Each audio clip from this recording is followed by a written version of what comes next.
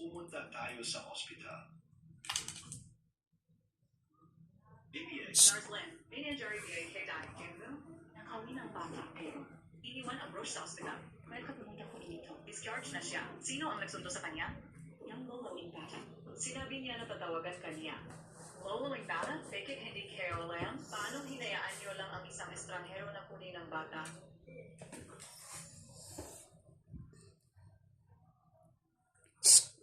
Doktor, nasaan ang pasyente dito? Katatapos siya mag-discharge. Dapat nakaalis na siya.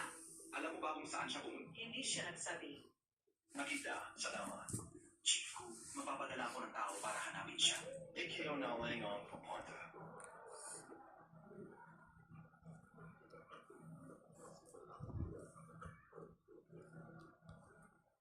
ICAL-BA.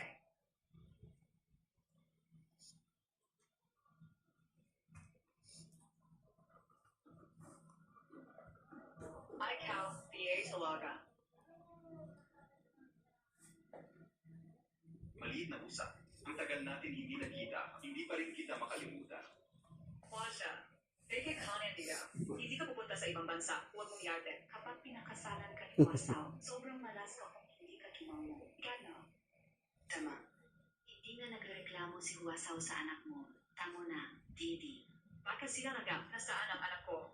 Nasa seksyon ba si Didi? Hindi ko alam na saan siya. Ano bang anak-anakan? Ayusin muna natin ang kasal. Hindi. Gawin muna natin ito. Pag nagawa na, andyan na ang isang binibigay ng pamilya ko.